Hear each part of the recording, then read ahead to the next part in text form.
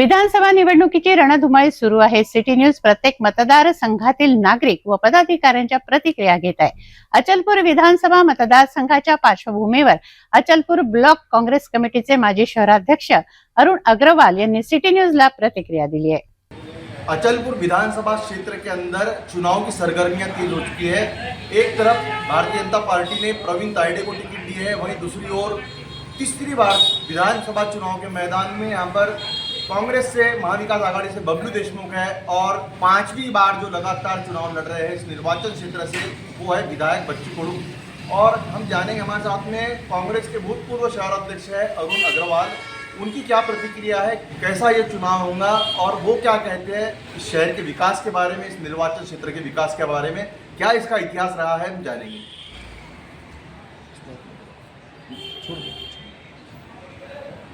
वैसे तो आज की परिस्थिति में अचलपुर तालुके में विकास के नाम से कुछ नहीं। ये ठीक है कि बच्चों बाबू पार्टी बार खड़े हैं, मगर उनके पीछे के बैकग्राउंड में हाँ ये बात अलग है कि उनके कार्यकर्ता बहुत हैं, उनकी क्रियाशील यानी जो काम करने की शैली है बहुत अच्छी है। इसके बावजूद भी विकास के नाम से अचलपुर तालुके में कहीं भी कुछ नहीं। और इस बार जो संघर्षमय सामना हो रहा है जिसमें कई पार्टी के लोग खड़े हैं, नए नए लोग खड़े हैं, उसकी वजह से अब इलेक्शन कौन सी दिशा में जाएगा इसका कोई विश्वसनीय सूत्र नहीं है। और आगे आने वाले इलेक्शन के अंदर कौन चुन के आएगा, वैसा तो लोगों का कहना है कि बच्चू भाव चुन के आ रहे हैं, कोई कहता है कि भाई बबलू भाव आ रहे हैं। किंतु इस संघर्ष में जो सामना होगा इसमें दो लोगों के चांसेस जो मजबूत हैं, उसमें प्रथम नाम आ रहा है बबलू भाव का और सेकंड नाम आ रहा है बच्चू कडू का। और वैसे देखा जाए तो क्या है कि कांग्रेस के जो पुराने लोग हैं वो कांग्रेस से जुड़े हुए हैं और उन लोगों को मतदान तो करना ही है। ये बात अलग है कि भाई बार बार मुसलमानों का नाम लिया जाता है, हिंदू क्यों वोट देते कांग्रेस को हिंदुओं का ही वोटिंग है। अच्छा परसेंटेज में नहीं है, अच्छा वोटिंग है। कांग्रेस को ज़बरदस्ती बदनाम किया जा रहा है कि मुसलमानों की पार्टी है, ऐसा कहीं दिखता तो नहीं है, समझ में भी नहीं आता। मगर बीजेपी वालों ने एक मुद्दा उठा रखा है, बटेंगे तो बटेंगे। अरे भाई क्यों बटेंगे और क्यों बटेंगे? ये तो राजनीति है, राजनीति में हर एक का अपना अधिकार है मतदान करने का। मैं चाहूँगा तो किलेदार को वोट दूँगा, मैं चाहूँगा तो इनको वोट दूँगा, ये मेरी इच्छा के ऊपर है। किंतु जो परिस्थितियाँ बनी हुई है इसमें ये फाइट फेस टू फेस होने वाली है। इसमें कहीं दो मत नहीं है कि कांग्रेस पार्टी कमज़ोर है। कांग्रेस पार्टी के चुन के आने के चांसेस बहुत मजबूत हैं और बबलू भाव इस बार कोई भी हालत में आमदार बनेंगे, ऐसा मेरा विश्वास है। पिछली बार कुछ ही अंतरों से बबलू देशमुख की पराजय हुई थी, विधायक बच्चू कडू चौथी बार चुने गए थे, क्या कहेंगे, क्या गलतियाँ हुई थी? उस समय गलतियाँ कुछ नहीं हुई, गलतियाँ ये हुई कि भाई अपने बबलू भाव का जो अप्रोच होना था जितना वो कमज़ोर हो गया था।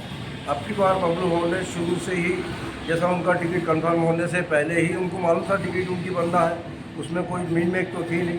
किंतु बबलू भाव ने अप्रोच इस वक्त में बहुत मजबूत कर रखा है और उनका हर घर तक के पहुँच होना मजबूत हो रहा है कहने मतलब। और उनका सब जगह पहुंचना, जाना, आना, मिलना जुलना, हर जगह पे हर तरीके से वो हर आदमी के पहुंचने की कोशिश में है। और उन्होंने विश्वास दिलाया है सब जगह पर कि मैं अपनी तरफ से चुन के आने के बाद में विकास के कार्यक्रमों को जो पेंडिंग पड़े हैं और उसके बावजूद जो नए विकास के प्रोग्राम लाना है उसके लिए मैं कटिबद्ध हूँ। एक अंतिम प्रश्न, ढोकल सेठ परिवार के यहाँ से राजनीति शुरू होती थी। अचलपुर की राजनीति की बात की जाए तो अब कांग्रेस का गढ़ सदर बाजार माना जाता था, जहाँ से मदन लाल जी जैन जैसे, विजय कुमार जी बरडिया जैसे, ढोकल सेठ जैसे, माजी नगराध्यक्ष रमू सेठ जैसे लोग यहाँ पर रहे हैं। पहले भी यहाँ पर जो है राजनीतिक बहुत वर्चस्व कांग्रेस का रहा है, क्या कहेंगे? राजनीतिक वर्चस्व यहाँ का कम होने का कारण हो गया कि भाई जो पुराने लोग थे उनका वर्चस्व था और नई जनरेशन में लोग ऐसा हो गया कि नए नए विचारधारा के नए नए ढंग के लोग हो गए। हर कोई चाहता है मैं नेता बन जाऊँ, हर कोई चाहता है मैं नेता बन जाऊँ।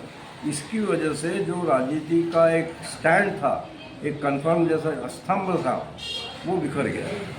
उसके लिए कोई दोषी नहीं है।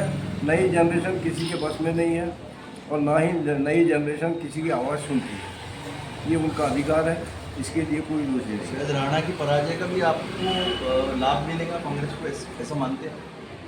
पक्के में मिलेगा, 100% मिलेगा।